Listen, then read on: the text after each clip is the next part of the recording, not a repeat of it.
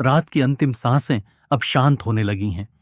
पूर्व दिशा से फैलती सुनहरी आभा धीरे धीरे नर्मदा की लहरों पर उतर रही है। हवा का हर झोंका जल की सतह को हल्के से छूता है, मानो सदियों से सोई किसी स्मृति को जगाने आया हो। दूर कहीं मंदिर की घंटियों की मधुर ध्वनि वातावरण में घुल रही है और उसी के साथ ऐसा प्रतीत होता है मानो समय ने अपनी गति कुछ क्षणों के लिए धीमी कर दी हो। नर्मदा भारतीय संस्कृति में यह केवल एक नदी नहीं, बल्कि अनगिनत युगों की मौन साक्षी है। इसने साम्राज्यों को जन्म लेते देखा, राजवंशों को मिटते देखा, आर्षियों की तपस्या देखी और अनगिनत श्रद्धालुओं की आस्था को अपने तट पर आकार लेते देखा। फिर भी इसका प्रवाह कभी नहीं रुका। इसी अनंत यात्रा के मध्य प्रदेश के धार जिले में स्थित धर्मपुरी के पास नर्मदा अपनी धारा को दो भागों में बांट देती है और दोनों धाराओं के बीच प्रकृति स्वयं एक छोटे से द्वीप की रचना करती है। दूर से देखने पर यह केवल नदी के बीच उभरी भूमि का एक टुकड़ा प्रतीत होता है, किंतु जैसे जैसे कोई इसके समीप पहुंचता है, वैसे वैसे यह एहसास गहरा होने लगता है कि यह स्थान साधारण नहीं है। इसी द्वीप के हृदय में समय के अनगिनत उतार चढ़ावों का मौन साक्षी बनकर खड़ा है श्री बिल्वामृतेश्वर महादेव का प्राचीन मंदिर। पत्थर आज भी वही हैं, नर्मदा आज भी वैसी ही बह रही है और हर सुबह सूर्य की पहली किरणें उसी प्रकार इस मंदिर के शिखर को स्पर्श करती हैं। किंतु बदल चुकी हैं वे पीढ़ियां जिन्होंने यहां आकर अपने सिर श्रद्धा से झुकाए थे। सदियां बीत गईं, राजसत्ताएं बदलीं, सीमाएं बदलीं, समाज बदला, लेकिन एक परंपरा आज भी बिना रुके जीवित है। यहां आने वाला शायद ही कोई व्यक्ति भगवान शिव को केवल महादेव कहकर पुकारता हो। इस भूमि के लोगों के लिए वे केवल देव नहीं, बल्कि जागीरदार सरकार हैं। ये केवल एक संबोधन नहीं, बल्कि सदियों से चली आ रही आस्था, सम्मान और विश्वास की जीवित पहचान है। किंतु आखिर ऐसा क्या हुआ कि भगवान शिव को यहां जागीरदार सरकार कहां जाने लगा? क्या वास्तव में किसी राजा ने अपनी जागीर इस दिव्य स्थान को समर्पित कर दी थी, या फिर इसके पीछे इतिहास, लोक परंपरा और समय की ऐसी परतें छिपी हैं जिन्हें आज बहुत कम लोग जानते हैं? इन प्रश्नों के उत्तर खोजने के लिए हमें केवल एक मंदिर तक नहीं जाना होगा। हमें उस धर्मपुरी को समझना होगा जिसने मालवा के इतिहास को आकार दिया, उस नर्मदा को सुनना होगा जो हजारों वर्षों की स्मृतियों को अपने साथ बहाकर आज भी आगे बढ़ रही है, और उस आस्था को महसूस करना होगा जिसने भगवान शिव को यहाँ केवल आराध्य नहीं, बल्कि इस पूरी धरती का जागीरदार सरकार बना दिया।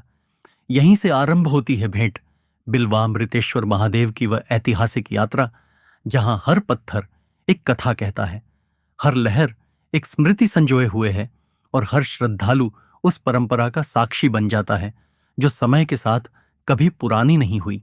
इस पवित्र स्थान की कहानी केवल एक मंदिर से आरंभ नहीं होती, बल्कि उस धरती से शुरू होती है जिसने हजारों वर्षों से धर्म, संस्कृति और सभ्यता को अपने आंचल में संजो कर रखा है।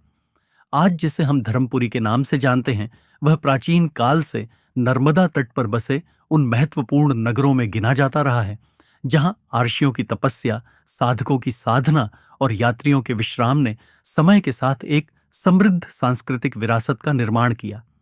नर्मदा के दोनों तट सदियों तक केवल जल के किनारे नहीं रहे, बल्कि ज्ञान, व्यापार, आध्यात्मिकता और लोक जीवन की धड़कन बने रहे। यही कारण है कि इस क्षेत्र का उल्लेख अनेक ऐतिहासिक और धार्मिक परंपराओं में विभिन्न रूपों में मिलता है। नर्मदा की धारा जब धर्मपुरी के समीप पहुंचती है, तब उसका स्वभाव बदल जाता है। वह मानो स्वयं इस भूमि का सम्मान करते हुए अपनी गति को दो दिशाओं में विभाजित कर देती है और दोनों धाराओं के बीच प्रकृति एक छोटे से द्वीप का निर्माण करती है। स्थानीय बोली में इस द्वीप को बेंट कहा जाता है। सामान्य दृष्टि से यह केवल नदी के बीच स्थित भूमि का एक टुकड़ा प्रतीत होता है, परंतु भारतीय आध्यात्मिक परंपरा में जल से घिरे ऐसे स्थानों को अत्यंत पवित्र माना गया है।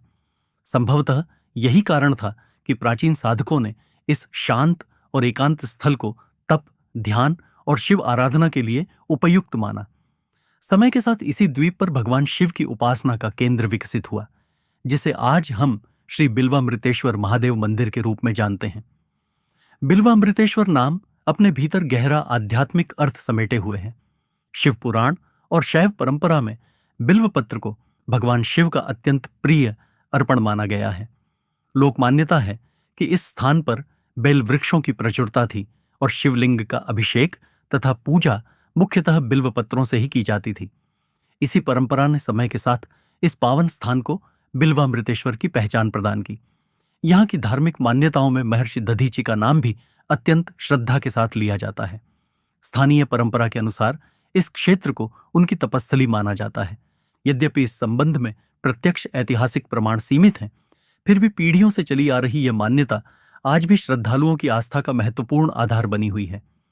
भारतीय संस्कृति में महर्षि दधीचि त्याग, तप और धर्म की रक्षा के सर्वोच्च प्रतीकों में गिने जाते हैं। कहा जाता है कि उन्होंने समस्त प्राणियों के कल्याण के लिए अपना शरीर तक अर्पित कर दिया था। संभव है कि इसी महान त्याग की स्मृति ने इस भूमि को साधना और आध्यात्मिक शक्ति के केंद्र के रूप में प्रतिष्ठित किया हो। समय बीतता गया, आर्षियों की तपस्थली धीरे धीरे तीर्थ में परिवर्तित होती गई और नर्मदा परिक्रमा करने वाले साधु संतों के चरण इस भूमि को निरंतर पवित्र करते रहे। उनके लिए यह केवल विश्राम का स्थान नहीं, बल्कि आत्मचिंतन और शिव आराधना का महत्वपूर्ण पड़ाव था। नर्मदा की शांत धारा, चारों ओर फैली प्राकृतिक निस्तब्धता और जल से घिरा यह द्वीप साधकों को वह एकांत प्रदान करता था जिसकी खोज वे वर्षों की यात्राओं में करते थे। शायद यही कारण है कि सदियों बीत जाने के बाद भी इस स्थान का आध्यात्मिक आकर्षण कभी कम नहीं हुआ।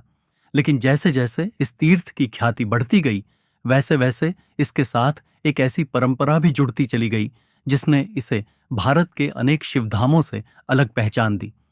धीरे धीरे यहाँ भगवान शिव केवल आराध्य देव नहीं रहे, वे इस भूमि के संरक्षक, स्वामी और लोक जीवन के अभिभावक के रूप में प्रतिष्ठित होने लगे। यही वह समय था जब एक नया संबोधन जन्म लेता है, एक ऐसा संबोधन जिसने आने वाली पीढ़ियों तक इस मंदिर की पहचान बदल दी। लोग उन्हें केवल महादेव नहीं, बल्कि श्रद्धा और सम्मान के साथ जागीरदार सरकार कहकर पुकारने लगे। समय के साथ इस मंदिर की ख्याति केवल नर्मदा तट तक सीमित नहीं रही। दूर दूर से आने वाले यात्रियों, साधु संतों और स्थानीय समाज ने इस स्थान को केवल पूजा का केंद्र नहीं, बल्कि अपनी सांस्कृतिक पहचान का आधार मानना प्रारंभ कर दिया।